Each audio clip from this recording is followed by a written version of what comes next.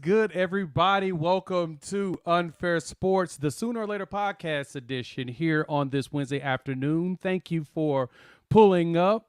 I'm your host, Jay. We've got a special guest who's going to join us in a second, but thanks again for joining. While you're here, hit that like, subscribe, and the bell notification if you're new to the channel. If you aren't, go ahead and hit that share button. Why? Because sharing is caring. And if you're listening to the podcast version of this, go ahead and rate us, review us, and give us those 5 stars. If you think we deserve it, just go ahead and give us 5 anyway and gift it. So let me bring on our special guest. We got my boy Preston Gann over at the PG Show. PG, what's going on?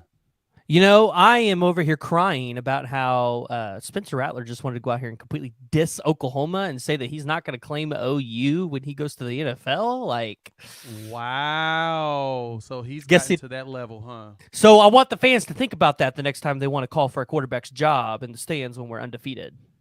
Oh, yeah, that's a fair point, But sometimes you just need that extra talent to come in. But we got Preston with the PG Show. Let the people know where to find you before we get jumping in. Yeah, you can find me on YouTube, The PG Show, Apple, Google, or Spotify. Listen, we are trying to grow our podcast network. So jump into any of those 3 major platforms. Go give me a follow. Additionally, I'm going to give Jay a little nugget here. I've been trying this out, and I think it's been working a little bit. If you guys are seeing our videos pop up on the YouTube feed, just go ahead and hit the subscribe button because we're not going to pop up any more than we already are. And it really just helps us out knowing that you watch the show and that you like our content. So hit the like and subscribe button. Point. That's a fair point. Fair point. So today's episode, we've got a great lineup of things to talk about. I've got one more person that's going to jump on later on in the show, but we're going to go mainly into, we're going to talk spring practice. We're going to go into the recruiting news and updates, anything that's new that's coming down the pipeline. Things are a little quiet right now on the Sooner front. Colorado got their first commitment, but it's quiet on the Sooner front. And then we're going to jump into the Sooner position groups, linebackers today. This is the one that I'm actually the most excited about. Out of all the positions to talk about, and we're going to dive into them probably midway through the show. So make sure you jump in, drop your comments, drop your questions, and all of that. I like to pause in between and answer anything you all have to say. So, let's get this bad boy going and interactive. My apologies for not having one this past Sunday. I was out of town enjoying some vacation time while enjoying March Madness. Got to get the college football fix in, even though I watched 0 of it throughout the entire season. But we wanted to do it big for that like I do every year. And so as the comments are flying in, what's going on, everybody? What is good? Jason, man, I wish I could have seen you out in Vegas. Totally understand you had some other obligations too. Always great. Hank, appreciate you pulling up as usual. Corey, we're never a waste of space. We're always great to be here. Weston, what's good? What's good? Thanks for pulling up. And Daniel, always great to have you here with us as well. And as Jason mentioned, mash that like button. So let's jump into the first topic, PG. Let's jump into the most important thing here. Spring practice. Had the first practice, what was that, Monday? Or was that yesterday? Was yesterday the official first one? Yesterday was the official first one. And we're already crowning Jackson Arnold a statue already. So they really are. I just dropped a short this morning from Jeff Lebby. If you want to see that on the channel, go check that out.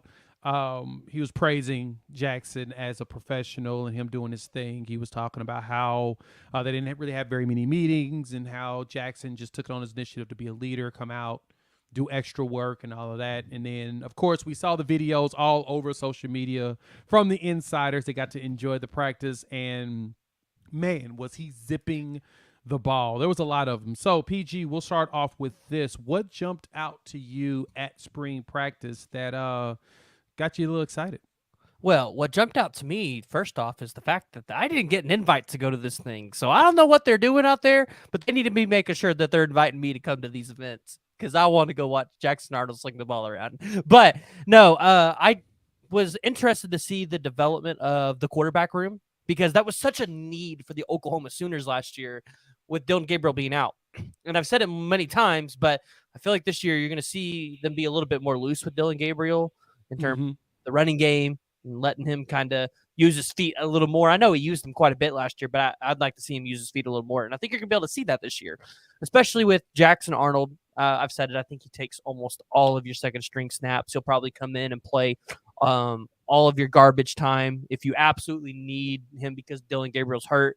And Davis Bevel and those guys are just not it, then yeah, you could potentially see Jackson Arnold stepping in at that point. I don't expect to see Dylan Gabriel lose his job this year to Arnold. I really don't. Arnold has basically said it. He expects to sit. He would like to sit. He understands the importance of sitting and learning. So, but other than that, one of the standouts is I don't know if you saw it, the interview with Woody Washington, and talking about Mm-hmm. how, one, he's changing his number again, but two, leadership role that he is taking as one of the senior leaders, just not only on the defense but on the team as well. So I like to hear that because we lost some pretty significant guys this year in terms of seniors or guys that have been on the team for a while. So as spring practices really start to develop, there's three places on the team that I'm really looking for. Again, it's quarterback, backup quarterback. It's going to be defensive line, and it's going to be linebacker. On the defensive line, Derek LeBlanc looks Let's like... come back to that in just a second. Let's put a pause on that. Okay. First off, let's jump back into quarterbacks. That was one thing that jumped out to me as well. Only thing I disagree with you on is going to be, I don't know if Jackson's going to take the second strings. I honestly think they're going to try to push General Booty out there more. And that way we have actual depth. Because, knock on wood, one thing we don't want to happen is something happen to DG and then something happen to Jackson Arnold. Then we're definitely up a creek without a paddle. But Booty has been there for over a year now, and he's been in that system. I'm hoping that he's picked up a lot and they're ready to go ahead and make him. Because I did hear Levy make mention of this in his interview that with those guys, he's expecting them all to step up.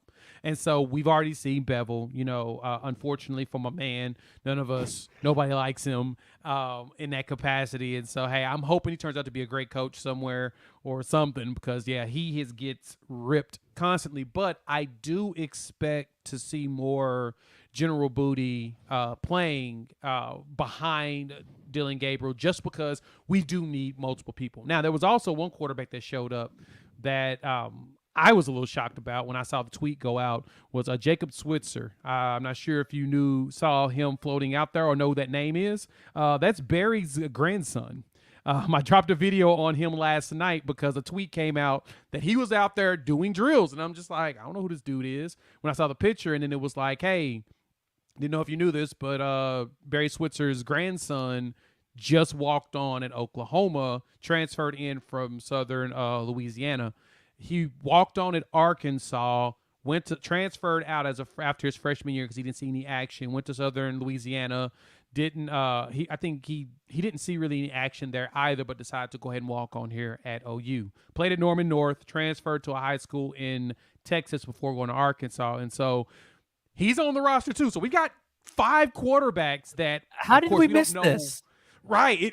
It flew under the radar. It flew under the radar. I dropped a short on them late last night when it flew across my radar, and I didn't get a chance to send you the text because I ended up passing out right afterwards. But we've got 5 quarterbacks that we can really lean on, and we'll talk way more in depth on quarterbacks the week before the spring game because I really want to go in depth on it that day. But I'm really curious to see if Jackson Arnold, how much he progresses and moves up the depth chart late into next season. Because just like you said, I don't see Dylan Gabriel losing his job to him. I see them being way more aggressive with DG. After that touchdown run against Nebraska, I was like, oh, he's going to be a dual threat this entire season. And then the TCU hit happened. And we kind of pulled back on that movement against Kansas State the week before that. And so I'm wondering if it was the fear of depth and preparation is what made him stop.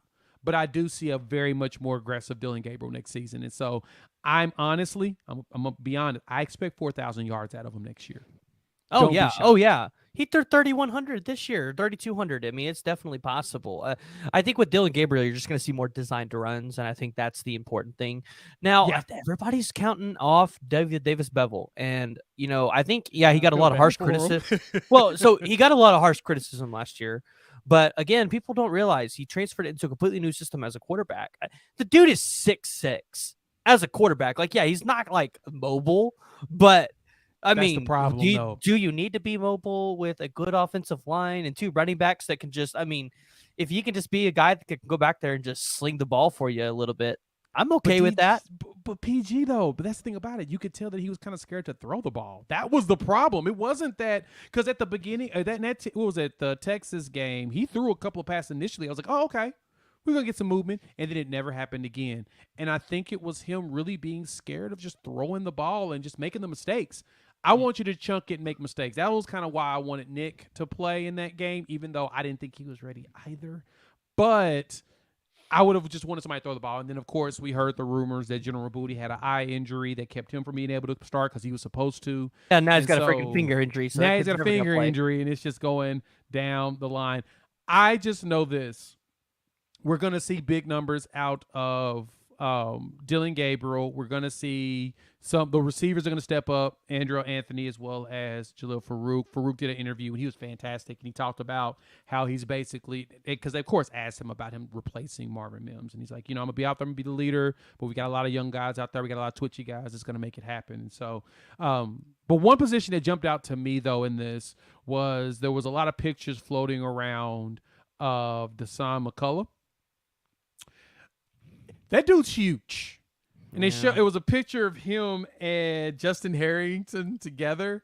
And I'm just like, wow.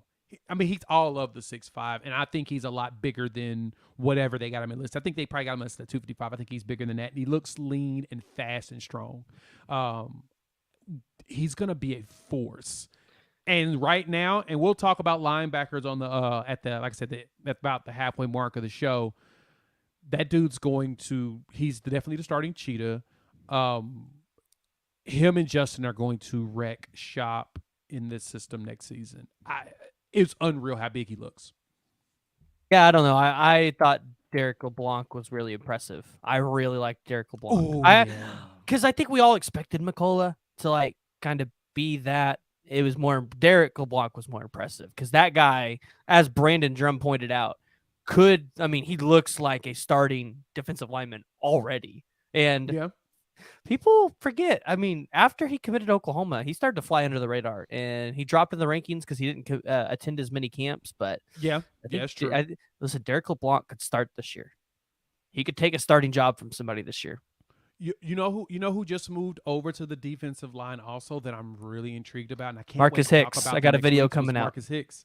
Yeah, I'm gonna talk about him heavy. I got a video already that I'm prepping to put out on Friday, along with when we talk about the freak list over the weekend that's gonna be coming to town. But I'm intrigued when Coach Venables talked about him in his presser that they're going to give him another chance on the defensive line because of, he didn't get to play on the offensive line, and he's been dealing with injuries the last couple of years since he's been on the team. So, he moved from defensive line to O-line, got hurt again, and now he's moving back to defensive line so that he can actually get some play. Putting him with Devon Sears at DT, man, that's 300 because he's listed at 305, and he may be bigger.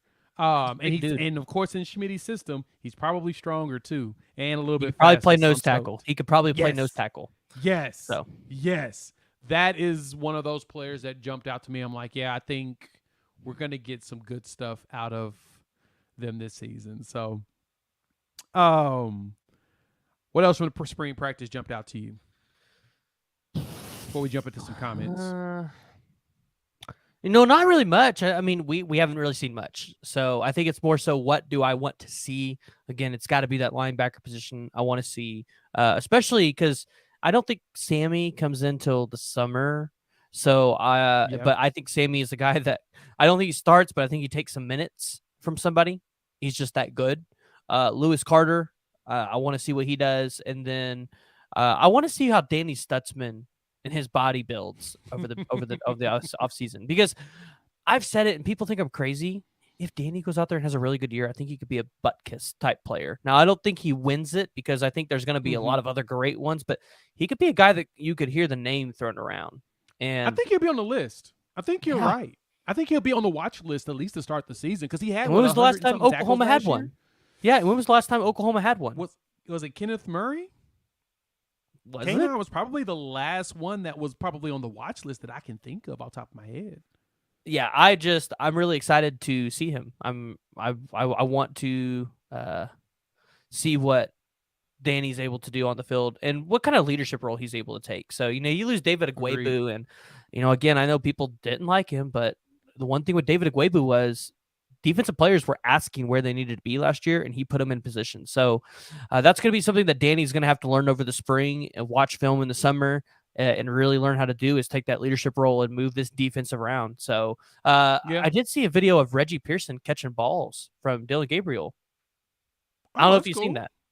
I did So, not. I'm gonna go look that up. I guess he's Yeah. out there just getting some reps in to help out, because I know DJ Graham is gonna be eating. Well, at the so wide receiver side. I wonder if they, because I don't know how this works. So I wonder if they like have quarterbacks, or maybe like the guys that are not the first and second stringers, throw to these safeties and corners so that That's a they good can question. learn how to catch the ball on the defense. I mean, or keep it fresh. I don't know. I wonder how that works.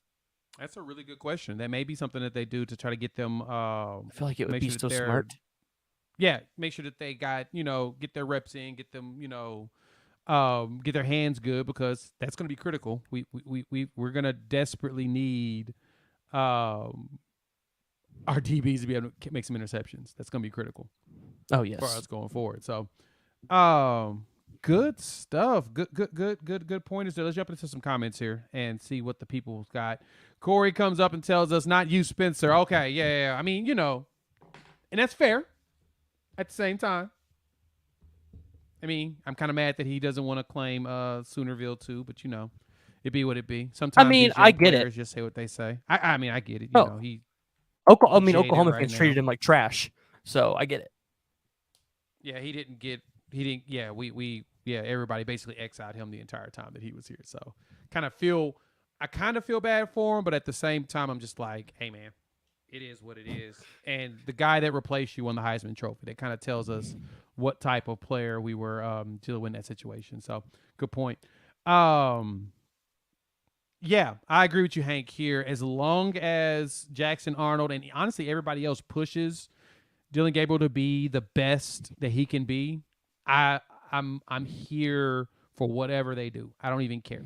I just want Dylan Gabriel to be the version that we had back at when he was at UCF. But he really wasn't that bad this past year. I mean, that's what people don't At all. understand. Like, he was like 400 yards away from his like best season in terms of like passing yards, and the dude was coming off of a left clavicle fracture with new wide receivers. Better, because this is the other thing. I've always wondered this as a quarterback. You come from playing with 3, maybe 4-star offensive linemen, and then you've got 3 and 4-star, maybe even not rated wide receivers, and you come into all of this extra talent. What does that do to a quarterback's psyche? Like, No, that's a good point.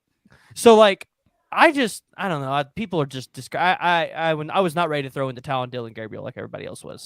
Yeah, I exact same. My biggest thing with him was 100% that it's a lot of new car smell going on. We had a lot of fixing and a lot of things to adjust. So, wanted to introduce my guy Coop. What's going on, Coop? He was able to jump on a little early.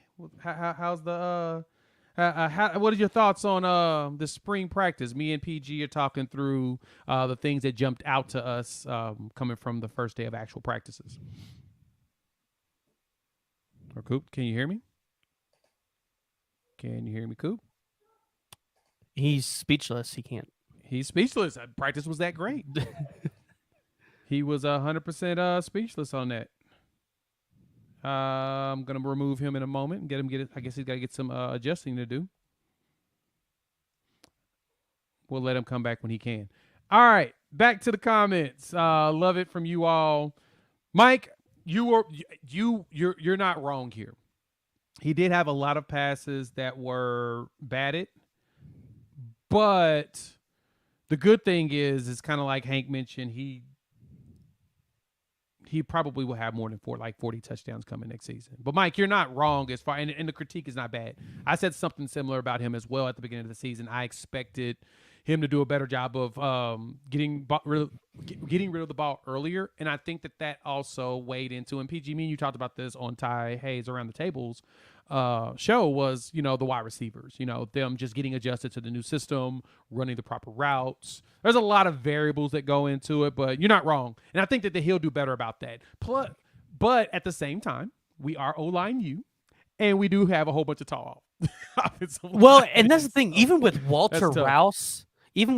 Rouse, and gosh, I always get him mixed up. It's Jacob Sexton, right? Yes. That's got the injury. Yeah, I mean, even with both of them being out, I think Oklahoma's really good on the left side because you got Caden Green back there. And that's true. I said it all year. I thought Caden Green could be an instant starter for Oklahoma. Y'all know I'm not going to disagree with you there. So, Coop, now that you've got all of your technical difficulties fixed, man, what's going on? Talk to us. How'd you feel about the spring practice stuff that's coming out? I mean, obviously, this is like I just need it right here, just right here in my veins. Just give it to me strong. It's we had to suffer through the travesty that was the men's basketball team. God bless them. Maybe we can get something good there, but it's football season. Again, we just blinked for half a second. A lot of the reports getting, kind of what you were guys talking about. You see some of these younger folks in here. I saw something on Twitter just a second ago talking about how Ronnie Perkins had 5 sacks as a freshman. Like, what can PJ do? And you're just like, oh my gosh, like that's nuts. Like 5 sacks. Like I still remember, I think Lane Kiffin, and correct me if I'm wrong, was he at South Florida? Or Florida Atlantic. Florida Atlantic. Florida Atlantic, that's right. So we played them, and I remember Ronnie comes out, and he's just lighting folks up. And it's always looks good. And that number, I think he was number 7 at that one point. And just like, so you've got possibilities. You get Marcus Major season where he's starting to look good. And, until that injury hits or whatever. So, but again, now we're counting down the spring game and starting this new 24 class. And so spring is always, again, kind of just like the season's outside. You look good at new beginnings. And so I'm pumped. I mean, there's so much that we can go through, so much we can talk about. And I'm just privileged to be in the presence of guys like you two. Oh, I like that. That's good. And that's spot on. And I think this comment here from Fatty is the one that really jumped out to me the most here. This is how I feel. I'm just happy we got people entering year 2 of the system. That's, if anything out of all of this, is that we've got players entering their second year in Smitty's workout program, as well as Levy's offensive system and Venables and Roof's defensive system. We've got year 2 people to play. And that's when you see a vast improvement.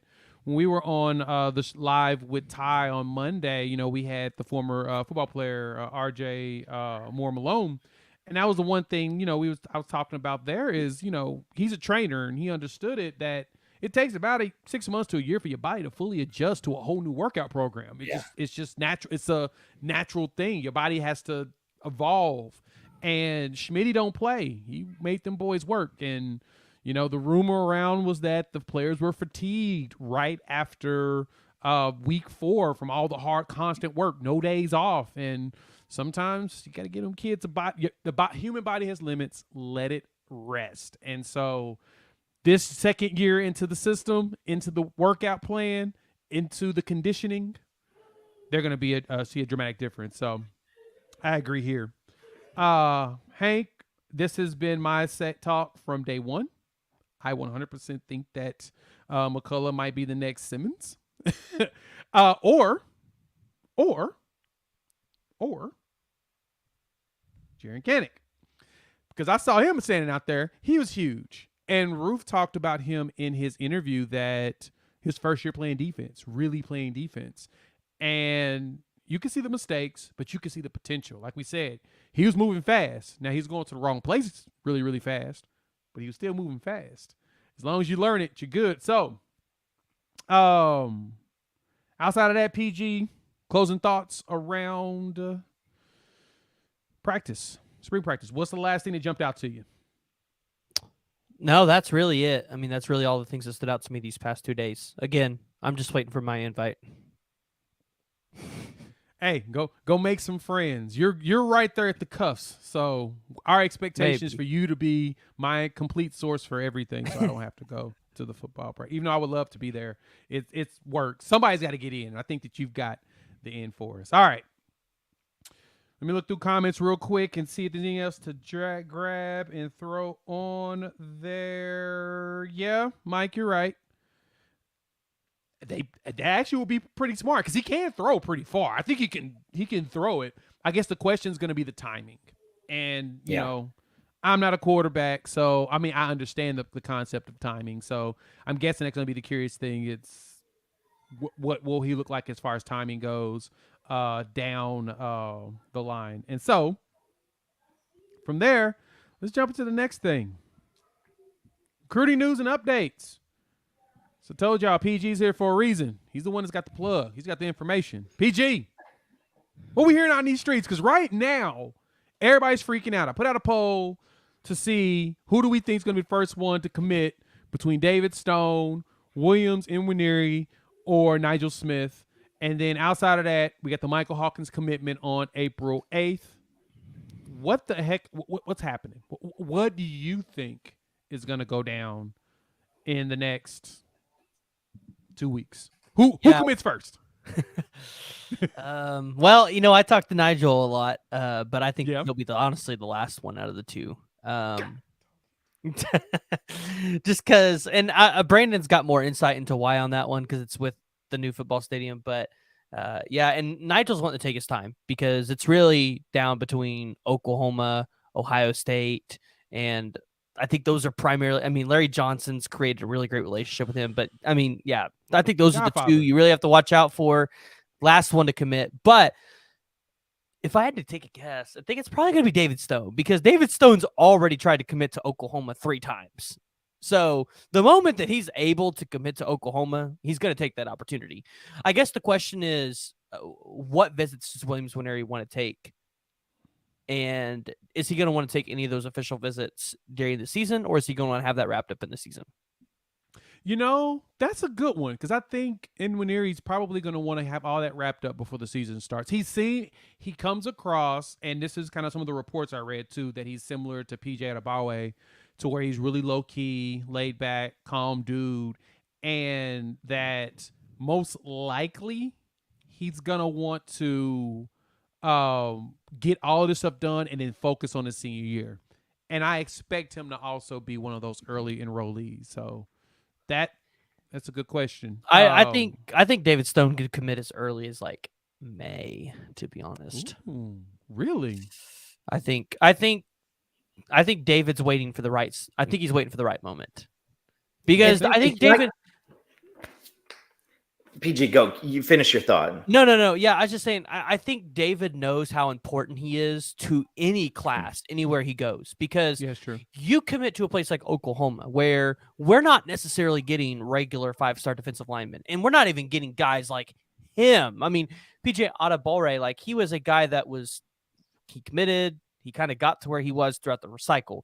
You'd be landing a guy that has been a top 10 player almost for the entire time the 24 rankings have been out. So I think that turns heads on the recruiting trail. And I think David Stone knows this. And again, I think it really comes down to he's waiting for the right moment. He's waiting for the right time. Now, is that because we're waiting for a specific quarterback to commit? I have no idea. We'll have to wait and see. But I think April and May are going to be what we saw last year in July for Oklahoma. Yeah. And can I maybe throw this in too, guys? One thing that we're kind of losing out is sometimes when you see on social media, you see some of these kids, developing their brand. This is the world we live in. And there's a lot of people get up in arms about him posting stuff about Michigan State, who's next, where's home. Like there's a lot of that stuff that's common. And I think that sometimes we see the pandering towards the fan bases and you think, oh, this guy just wants attention. But I know for a fact that David Stone knows, he knows where he's going and he knows what he wants. And he continues to put that out there because just like I know that, some of us have garnered a little bit of extra attention by talking about Colorado. There are topics that just bring the content. And so, yeah, I think that maybe we see Hawkins go. We might see a Patterson McDonald and a Flowers, maybe a couple of other guys that might be coming here soon. And we are going to see the floodgates, and then you're going to see it. We're going to see, the majority of the commits happen kind of like we did last year. And everybody knows this system that's out there right now. Everybody knows what BV wants. And so again, it is how is that that trip to UCLA or USC or Oregon, how important is that versus coming in and getting set up? So Preston, I'm with you, man. It's there's going to be a floodgate. It's going to be awesome. And we're going to see, by time our kickoff happens, you're going to see close to 18 to 20 kids who are in this class, and they're the next round up. And going to Williams Nwaneri, same thing with him versus PJ. These are guys that film study and dedication on the recruiting trail have uncovered. And so David Stone, can we all agree that David Hicks is part of this class if this was 3 years ago?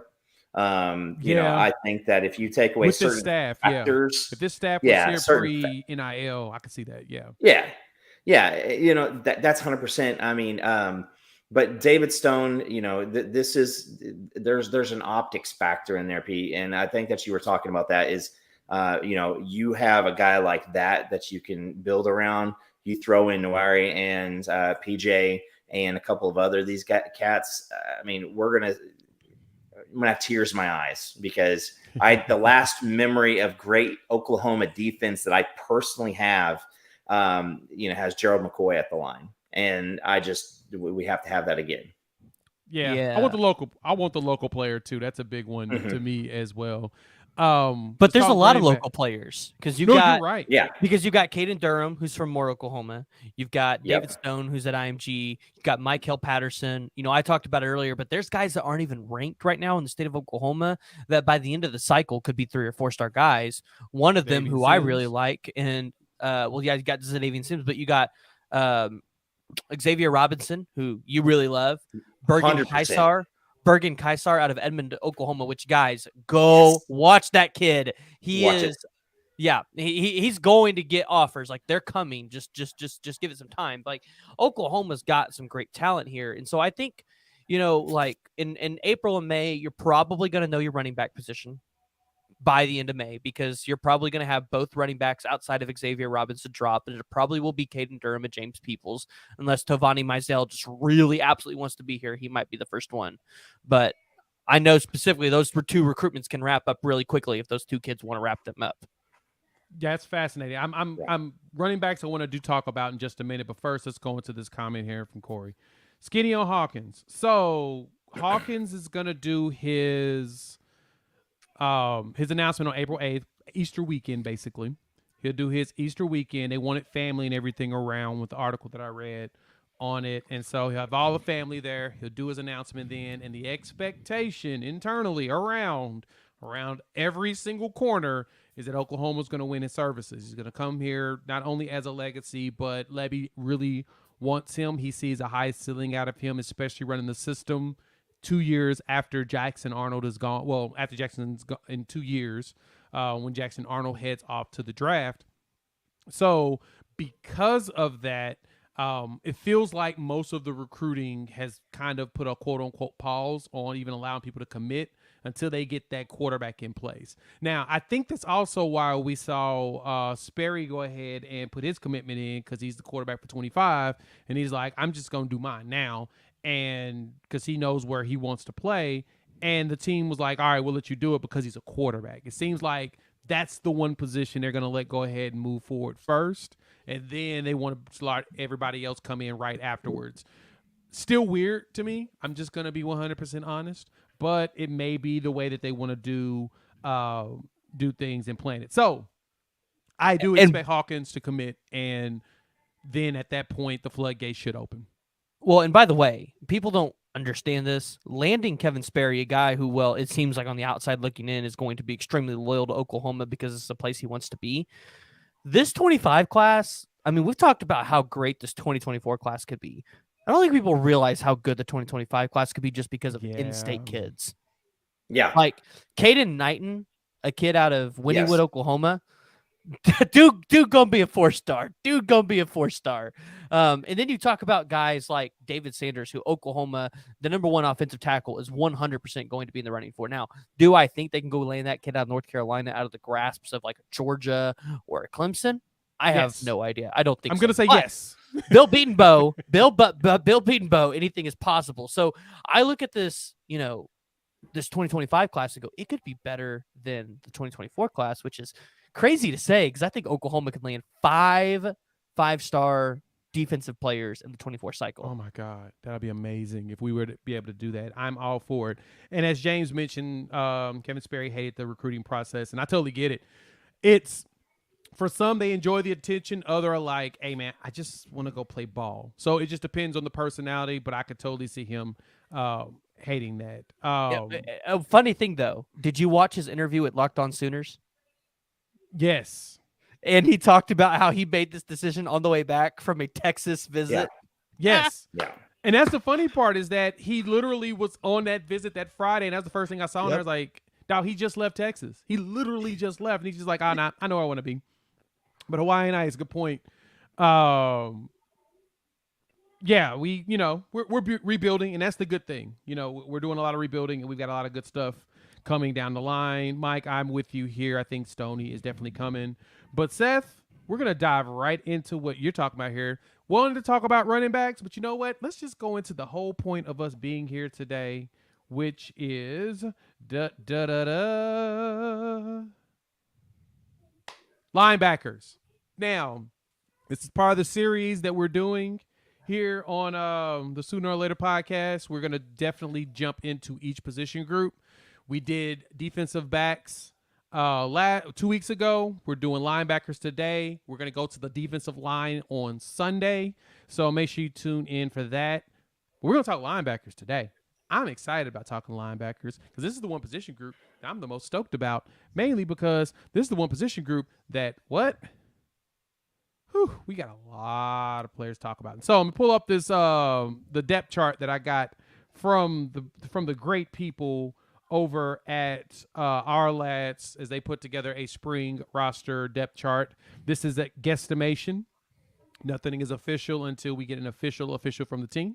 But this is who we have that really looks like could be on that list. We have your starters are going to be Stutzman, Kanik, and then McCullough on that Cheetah side. And then from there, with the backups being Witter, McCoy, and Harrington, and then right behind them, Kip Lewis and Kobe McKenzie. Now, I'm going to say this. As we see them as redshirt freshmen, I don't see those two staying back there for very long. I don't see a seniority situation happening here with those two to where they say, you know what, you should, wait. I think we're going to see a lot of playing time out of them. Now, as far as the starters go, that is my expectations. I 100% expect for it to be Stutzman, Kanik being the Mike, and then your Will being Danny, and then McCullough floating there at the Cheetah. PG, start with you. How you feel about this depth chart right now at the linebacker position? So was this just people that were at spring practice, or is this what they project it will be? This is the projected spring depth chart for now. Okay. It's interesting to me because Shane Witter is one that I think people should really watch because that dude's fast. And if he can stay healthy, Shane Witter's a guy that could really swap out with Danny Stutzman and probably share significant minutes.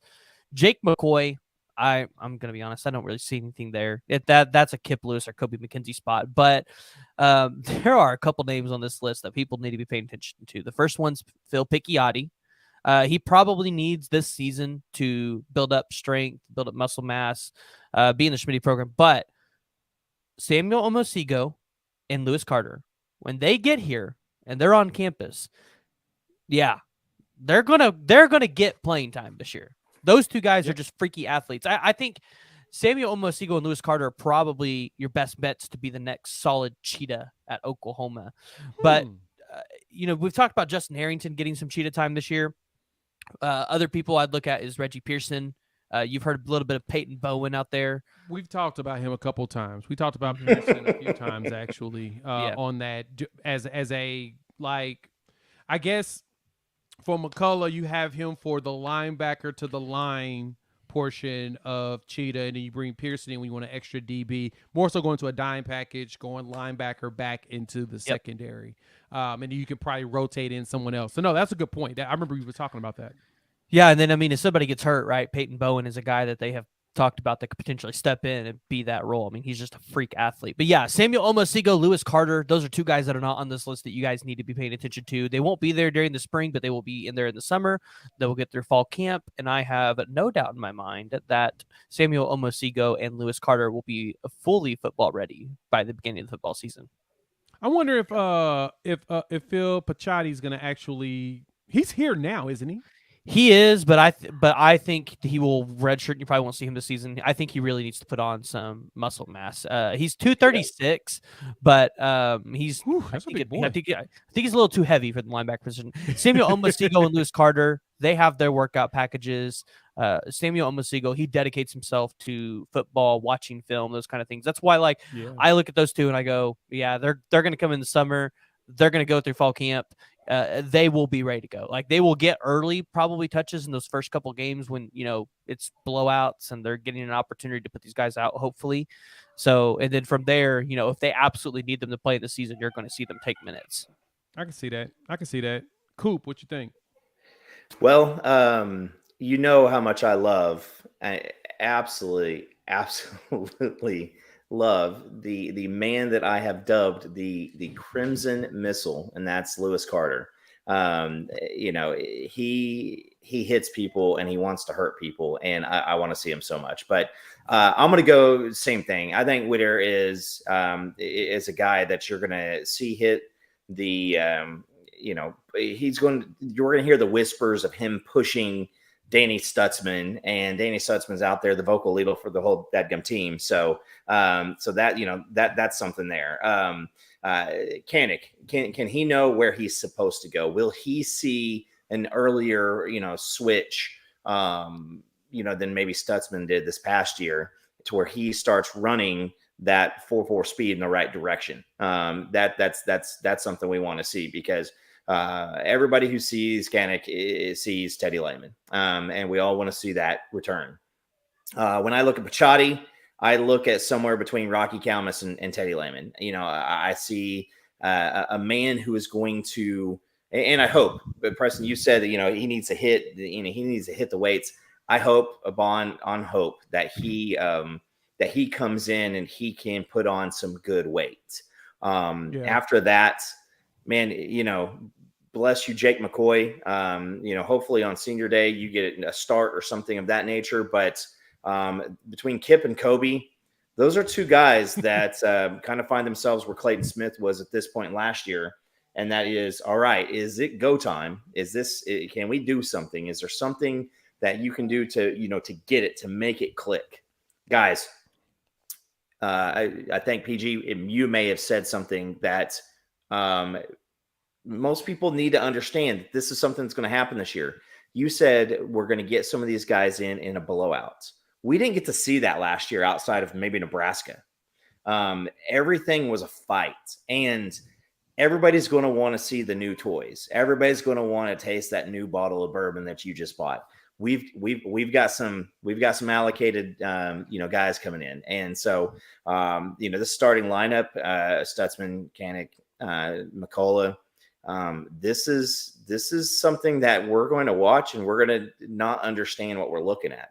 And these are still the linebackers. I remember linebackers being a weakness for so long now. I just don't even know what's going on. And I see Jimmy down there talking about Kanik being the belldozer. I mean, what if he could run oh my gosh, I'm blanking out right now. What's the ex-quarterback in New Orleans who does all the the step in stuff. That would be totally dope just to see him, maybe take a goal line sweep. Like we used to run with 80 Miller or something like that. But anyway, when it comes to the defense, this would just be amazing. Yeah. It's Hill, the quarterback. I appreciate that, Drew. Thank you.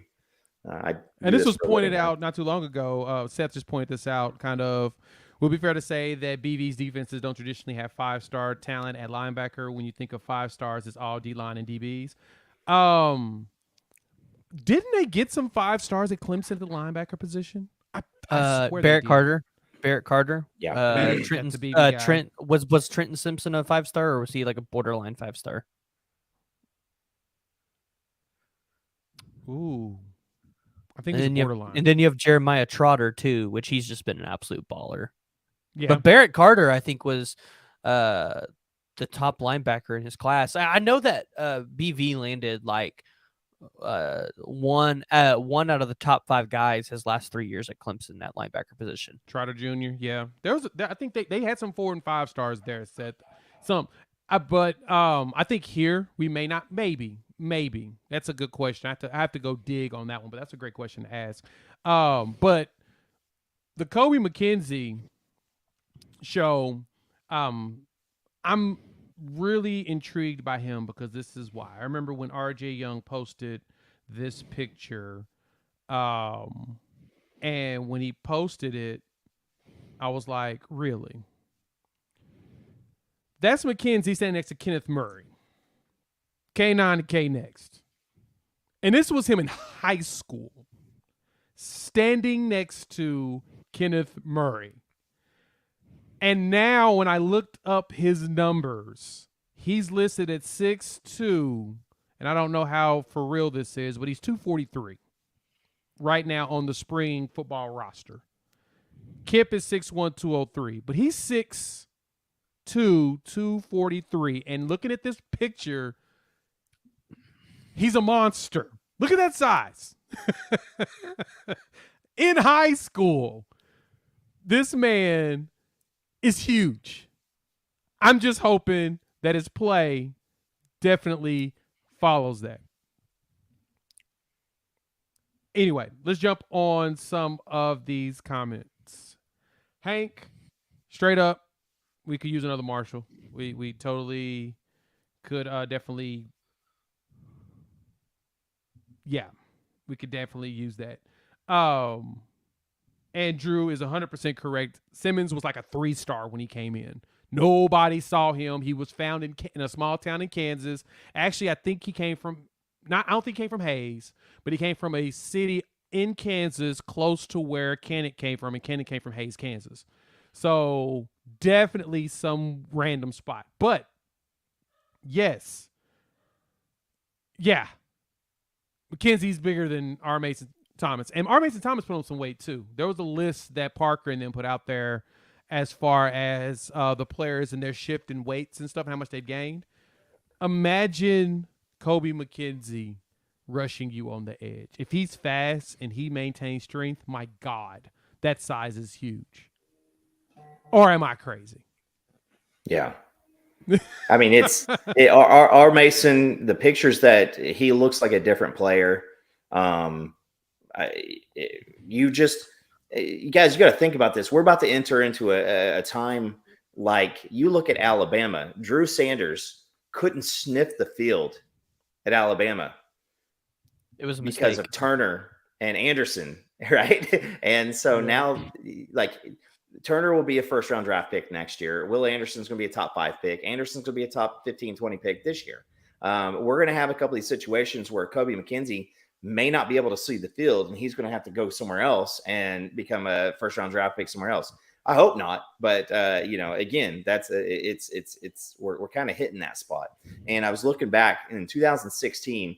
Looks like Clemson had 2 5-star linebackers. Trey Lamar out of Roswell, Georgia, Rashawn Smith out of Bradenton, Florida.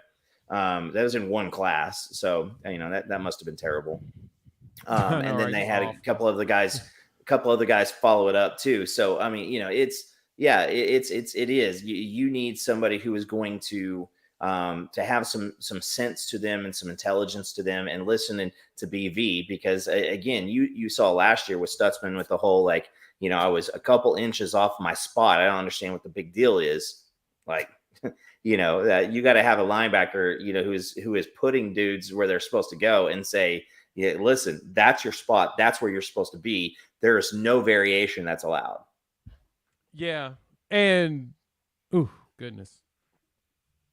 And Derek LeBlanc, he's like up to 278. He's probably one of the more exciting players that I want to see this year, because I know everybody's so excited to see the 5 stars. No, I want to see Derek LeBlanc, because I think Derek LeBlanc legitly could come out and take a starting role from somebody. I just said legitly. I don't think legitly is a word. I mean, we'll make it a word today, but when we talk defensive line on Sunday, I'm definitely diving deep into that. You got him, you got a few others to really talk through or whatnot. All right.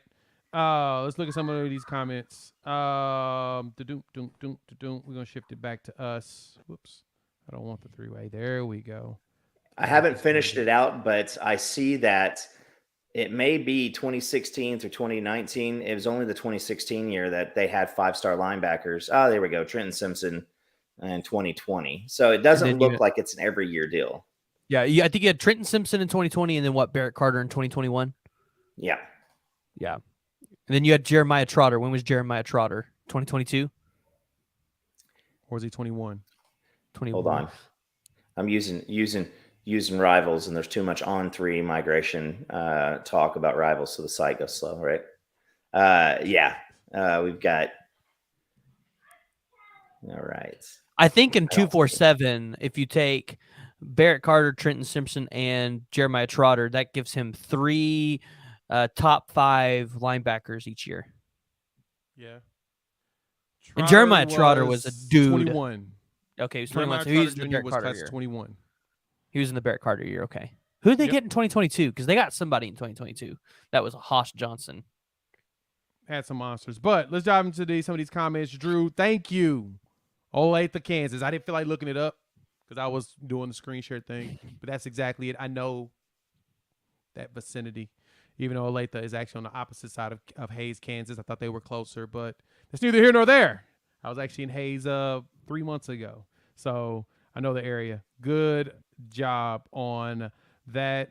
Drew, you'll be on here very soon. We'll probably have to bring you on Sunday if you're around. We can all talk about the defensive line. But outside of that, man, any closing arguments around the most important position of the day, which is linebacker? Anybody you think should be starting, who should see more action, who we should hear more from, or do you think that this is a solid depth chart? This is interesting, but Jaron Kanek kind of intrigues me a little bit because Venables said he needed to learn how to play linebacker last year. So it's like, did he really make that much of an improvement to be a starter over everybody else, or is he just getting the start because he's a freak athlete? But other than that, I think this list is pretty solid. Like I said, I just don't think Jake McCoy will be a secondary, maybe a transfer portal guy or something. I don't know how he feels about the program, but next year is going to be an interesting linebacker room, especially if you can get Sammy Brown and Peyton Pierce. That'll be a fun one. Yes. No, I agree. Kanek, I think it's a combination of him being a freak athlete. I think that he did some really good things at linebacker. He's a ball hawk. He just don't know how to be in the right position, but he'll get to it. And I think that film study is going to get him to the place you want to be. Stutzman is the one. I know BV said this in his interview that his favorite animal is the Danny Stutzman, and we're giving him love because he likes to go get the ball. I'm totally seeing him doing a big jump this year from the 100 and some tackles he got this year and just being in the right spot at the right time, like he was in the Iowa State game.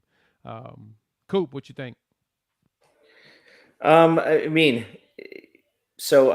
Venables, every single word that comes out of his mouth is meant to motivate and to encourage. And you've got a collection of guys that need to understand that there is an intense team goal, and without the team portion of it, we're just going to have guys running all over the place. So that's my hope, is that they can all know what their role is, do it to the max ability. And again, if you get to circle in guys like Witter and Kip and Kobe, and then bringing in some of the pups, we've got nowhere to go but up. And hopefully, I'm seeing in the comments a lot of stuff about Skalski. That guy was a pure on just learn, and overachieve. So if he can give some of that animal behavior to some of these guys with these freak talents and these freak measurables, sky's the limit. Yeah, I actually heard that James Skalski is going to get some plastic surgery and potentially play in the place of somebody on this list. So I'm done with that. I'm done with you. Kick PG out. We gotta kick him out. No, that's funny. But no, he will be hands-on, Seth. I know that he, as that grad assistant, they brought him here to not only help teach those linebackers, but get him that experience as a coach. He could be someone down the line to keep an eye out for, man. If he is as bright as I'm hearing that he is, and he could be something special in the coaching rankings and recruiting rankings in the next couple of years as he's getting his legs underneath him. But I'm totally here for the plastic surgery, PG, because I think that would be very much dope to get him on the field, because that dude was putting up some numbers. So, all right, closing remarks. I've got to go pretend to be a parent. Thank y'all for pulling up to the show. PG, closing remarks? Yeah. Don't call for DG's job in the spring game, please. If you do, I will personally come find you in the stadium and give you a whooping. PG's violent. He's talking about plastic surgery and stuff too, so you never know what he's gonna do to people. Kidding. Coop, what you got? What's your closing remarks? All right, everything starts with a foundation. Some of the foundation was set last year. Now we get to build on top of that foundation. And I'm not going to call for playoffs or anything this year. I want to see an actual, game by game building experience for our defense, our offense. But when it's all said and done, I think by the end of this year, nobody wants to play this team. Everybody knows what the ceiling of this team is going to be. And again, it's going to be a lot more fun to cover this team. These are going to be a lot more fun this year, because last year, just trying to decide whether or not I wanted to call for a win versus KU, I'd rather my children come in and kick me between the sticks than have to do that ever again. And James, I like this. PG would be more threatening if he said that in a gimp suit. I'm here for it. I am here for it. You just put a smile on my face. So, hey, thanks for pulling up. Remember, Kyler Murray is supposed to be getting his Heisman statue at this spring game, so make sure you pack the palace. We would love to have y'all there. Pull up Sunday. I'll make a post in the community tomorrow, 6 o'clock. We'll be doing the defensive line and probably combined offensive line too. Don't know. We'll see where the conversation goes, and we'll talk about the future freak today and who actually pulled up. Got a list of players that are supposed to be there. I'll pop a video out later this week. And we'll also, PG's going to have one as well going down the line of what he's got intel-wise. We typically share the intel, so we'll chop it up. But, hey, outside of that, we will chop it up with y'all in, a couple of days. I'll be at the SEC Connect channel in the next 15 minutes. So join me over there talking SEC football with Ty and Nino and all of them. Peace.